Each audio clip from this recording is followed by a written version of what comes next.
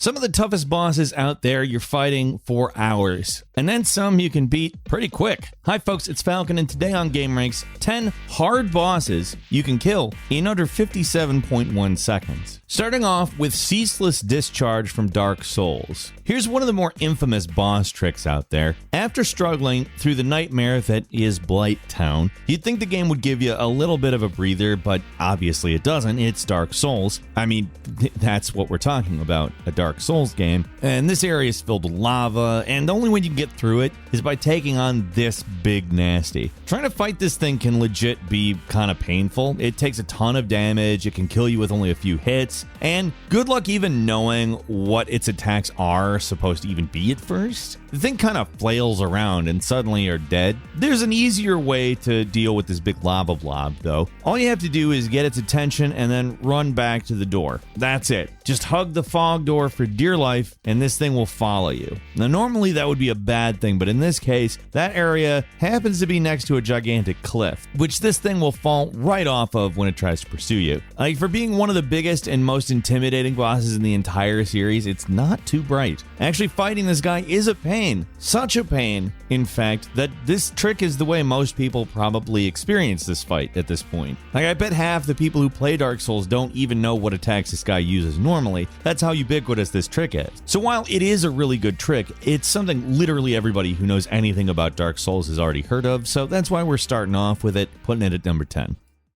And number 9 is Halo 2's Tartarus, a relatively famous one. The final boss from Halo 2, Tartarus, is a little lame. Like, he's just a big monkey with a hammer. That doesn't mean he can't really mess you up, though, and trying to fight him normally, especially on heroic or legendary difficulty, can be pretty frustrating. The much easier way of dealing with the ape man is to bring along some backup in the form of a banshee. Yeah, normally you wouldn't be able to fit this thing through the main entrance to the final area, but if you fly to a specific spot, it's possible to just teleport this thing into the arena by triggering the cutscene. So you can just blast away at this dude from the safety of a flying vehicle. Totally safe because most of the time it seems like he has no idea what to even do if you use a vehicle against him. A lot of the time he just stands around and does nothing if you've got a banshee. Normally Tartarus can really mess you up, but bring a banshee and he'll pretty much die in no time flat.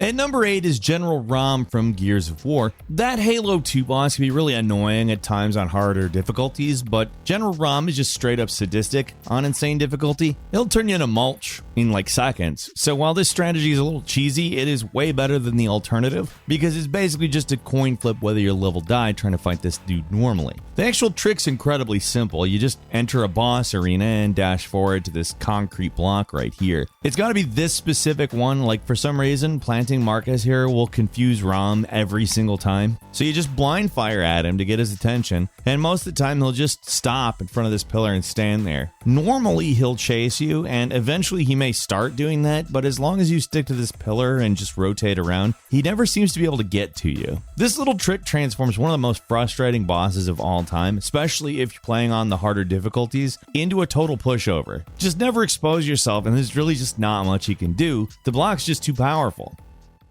And number 7 is Salazar from Resident Evil 4. Do you remember this guy? Like, Resident Evil 4 isn't the easiest game of all time or anything, but this guy is particularly nasty, and he had an instant kill attack that is especially deadly. But there's also a much easier way to deal with this big freak. You just blast him with a rocket launcher. Like, his head thing moves around a lot, so a good strategy is just to wait for him to open his mouth and fire a rocket. That's all it takes to beat him, too. Just a single rocket right to the face. Normally, the fight is this whole thing where you're supposed to shoot his big eye and expose his weak point, but if you got a rocket launcher in your inventory, all of it is totally unnecessary. You just need a little patience, you gotta be a decent shot, and the fight is over. You don't even have to even have held on to the rocket you got way earlier in the castle either. You can just buy one at the shop right before you face him. Compared to some of the other fights on this list so far, the guy isn't the toughest, but you can kill him so fast and so easily with a trick that not everybody knows that it just deserves a mention.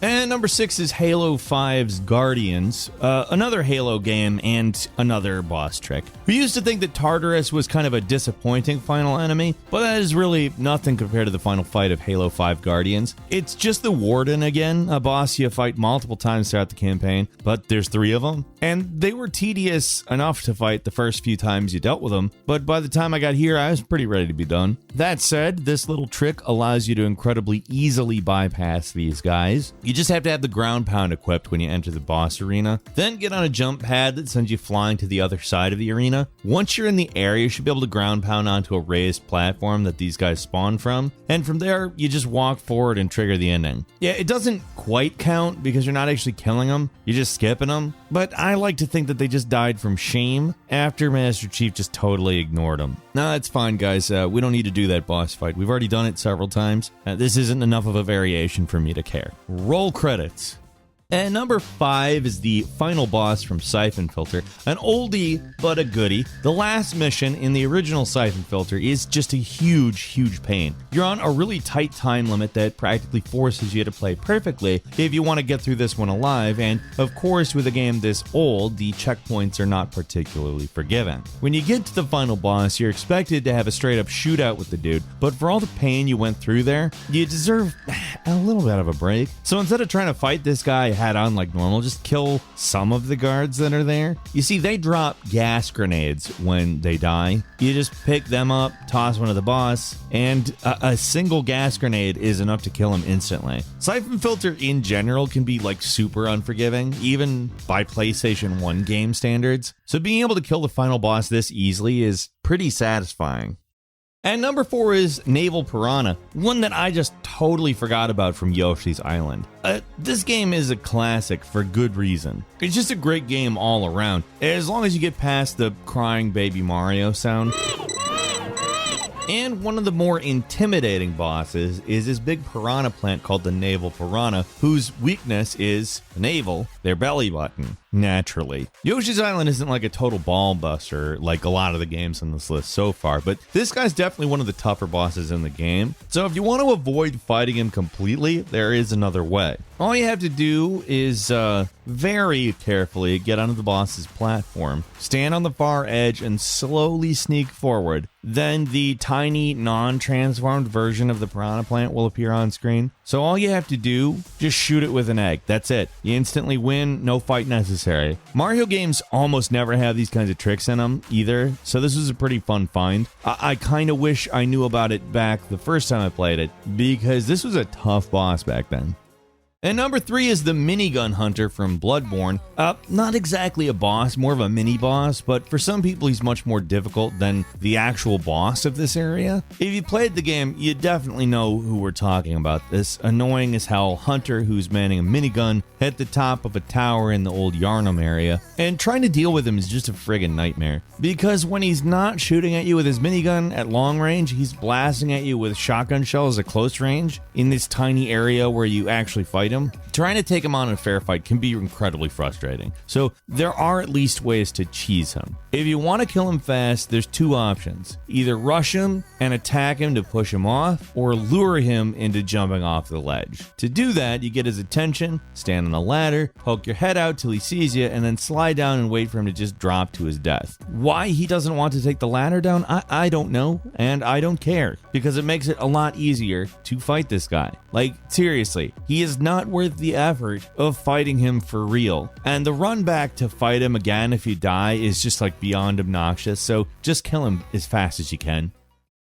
And number 2 is the Dark Aeons from Final Fantasy X. One thing JRPGs love is a good bonus boss. Added with the international version of Final Fantasy X, the Dark Aeons are absolutely brutal challenges that require pretty specific strategies to take care of, or you could just have Yojimbo kill him. This is another one of those strategies that feels practically required because the Dark Aeons really suck to fight. Like, just getting to them is tedious enough, and they've got so much health and take so much damage that each one is a total slog to take on. con. So to save themselves some frustration, players realize that using the Yojimbo summon, it's not 100% guaranteed or anything, but if you pay Yojimbo enough and you got full overdrive, your chances of an instant kill are pretty high. And with the Magistral Rod equipped, Yuna is guaranteed the first turn. So even if you're way under leveled, it's pretty easy to take these things out instantly. You gotta pay this summon to actually do anything, and the actual math is kind of confusing, but basically it's gonna be pretty expensive. But at this point in the game, you don't really need money anymore, so you might as well be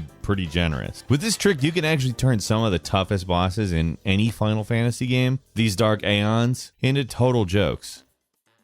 And finally, at number 1 is the Capra Demon from Dark Souls. This is actually another one I had no idea about until researching this list, but it's a good one. The Capra Demon is one of the most frustrating roadblocks. He's like a huge pain in this awkwardly shaped arena with dog buddies. Most people who take him on die a few dozen times in their first attempts until they realize that climbing the stairs makes his little pal separate from him. But there's an even easier way to kill this thing. On one hand, it takes a while to pull off, like over 60 seconds, but on the other, you never even have to enter the boss room, so technically the boss fight doesn't take any actual time at all. Here's the trick. Instead of going into the fog gate and getting brutalized by him, you just take out a bow and arrow, stand a fair distance away, and aim at the arch above you. Now equip, yes, some dung pies and start tossing. If you're the correct distance and aiming at the right spot, you'll be able to hit the Capra Demon with dung, which should inflict the toxic status on him, which is like a much more damaging form of the poison status, and you just wait him out. His health will just slowly drop until he drops dead. You don't even have to go inside the boss room, that's all it takes. The Capra Demon is a straight up frustrating boss that even gets Dark Souls veterans at times, and he's just really annoying to fight, so really the ultimate act of disrespect is just hitting him with dung and waiting for it to kill him. It's really satisfying. What makes it even better is there's just nothing he can do about it, and that's a boss fight. And that's all for today. Leave us a comment, let us know what you think. If you like this video, click like. If you're not subscribed, now's a great time to do so. We upload brand new videos every day of the week. Best way to see them first is, of course, a subscription, so click subscribe. Don't forget to enable notifications, and as always, we thank you very much for watching this video. I'm Falcon. You can follow me on Twitter at FalconTheHero. We'll see you next time right here on gameranx.